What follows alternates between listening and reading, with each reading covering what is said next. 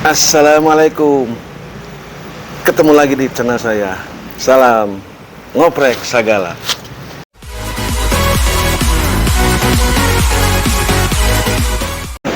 Ya, teman-teman, seperti yang kita ketahui bahwa akhir-akhir ini perkembangan sepeda motor matic sangat merajai pangsa pasar dan merajai di jalan-jalan. Ya. Tapi di balik itu sebetulnya dari awal kemunculan skuter matic itu ada beberapa stigma negatif atau anggapan negatif terhadap jenis matic ini. Nah, untuk itu di video kali ini akan saya coba ulas atau bahas dua stigma negatif terhadap motor matic, dan mungkin nanti akan saya kasih ulasannya, atau bukan sanggahan atau bukan bantahan ya. Saya cuma kasih penerangan bahwa tidak sepenuhnya stigma itu atau anggapan itu benar ya. Tapi mohon maaf sebelumnya, karena motor yang ada di sini cuman ini ya, dan memang ini yang saya alami dan saya ketahui. Nah, ini sebagai gambaran aja. Sebetulnya semua motor matic, semua merek dan tipe matic itu sama, stigmanya seperti itu. Dan untuk video kali ini ya saya representasikan melalui Yamaha NMAX ini ya. Jangan takut, semua merek dan semua tipe sama. Yuk kita bahas. Oke. Sebetulnya banyak stigma negatif terhadap sebuah kendaraan sepeda motor matic ya. Tapi yang ingin saya bahas di video kali ini cuma dua ya. Dan itu pun saya sendiri pernah berkomentar sama. Jadi saya pun pernah mengeluarkan stigma negatif tersebut sebelum saya mengetahui hal yang sebenarnya ya. Stigma negatif tersebut saya bahas yang sekarang itu. Yang pertama, ada anggapan bahwa sepeda motor matic itu boros BBM-nya. Apalagi sekarang BBM naik terus. Nah, ya, kalau kita pakai daya nalar kita untuk mengeluarkan statement tersebut, sebetulnya relatif ya, relatif. Mungkin ada stigma matic boros itu dibandingkan dengan motor apa gitu. Mungkin mereka atau mungkin kita dulunya pakai motor yang bisa satu kali ngisi full tank itu bisa buat 1 minggu atau 2 minggu. Tapi kan tergantung jarak. Nah, ingat ada beberapa hal yang mempengaruhi konsumsi BBM. Jarak. Ya, pertama jarak.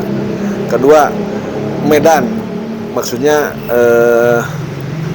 di jalan itu kondisinya lancar atau macet, banyak tanjakan atau banyak turunan, daerah rata atau gimana. Nah, itu dua. Terus ketiganya, beban yang kita bawa. Nah, yang terakhir yang keempat, kondisi motor masih fit atau sudah harus ada yang diperbaiki.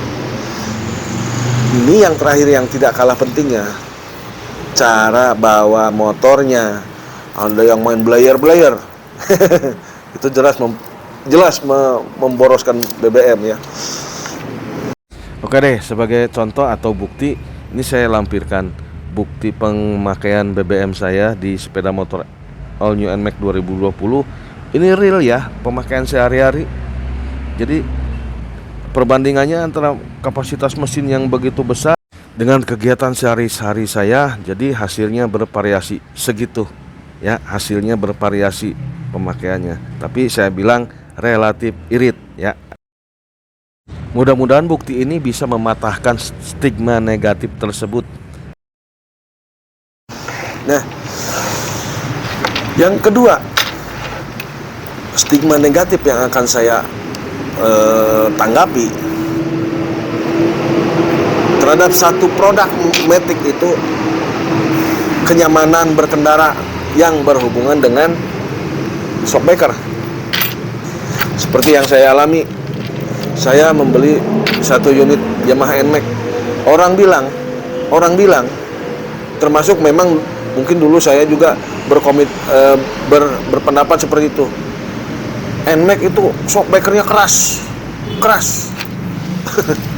Nah, perlu teman-teman ketahui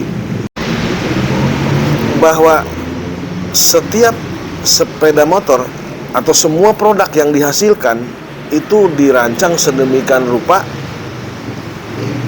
oleh ahlinya, termasuk insinyur dan para ahli-ahli lainnya. Jangan sampai hasil kreasi mereka, hasil inovasi mereka itu dikalahkan dengan satu stigma negatif tersebut tanpa mengetahui karakter dan tujuan mereka membuat sepeda motor tersebut, ya. Seperti di Yamaha All New NMAX. Ya, mungkin NMAX, semua NMAX ya keras, katanya keras.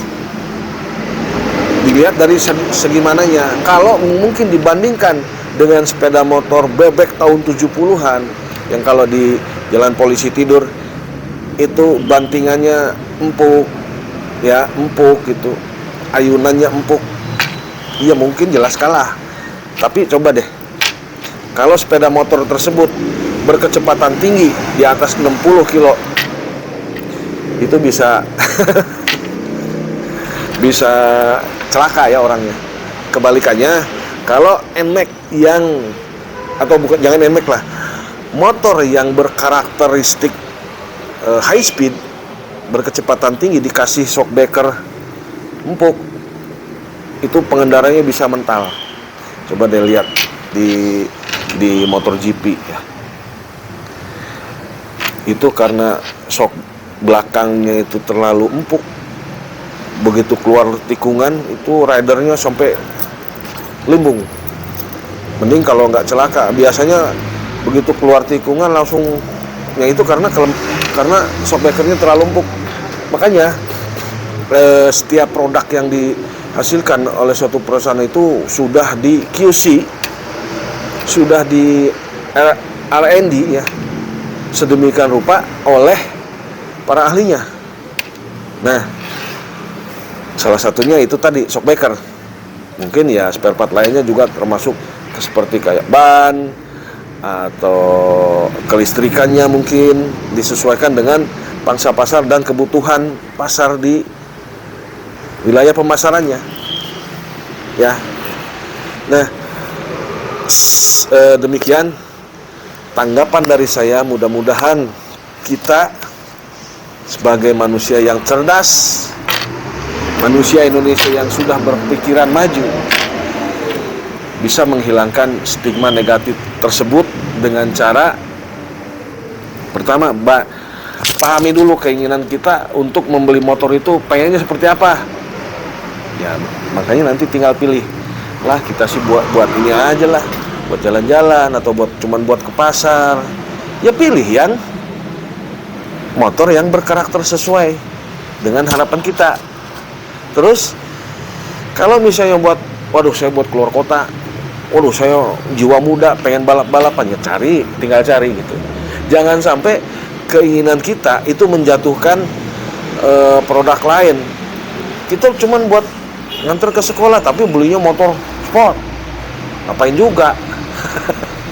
Ya, makanya harus sesuai antara produk yang ada di pasar dengan keinginan kita, dan jangan sampai mengeluarkan opini atau stigma negatif terhadap produk-produk tersebut ya. Kasihan, hargai jerih payah hasil karya para insinyur ya.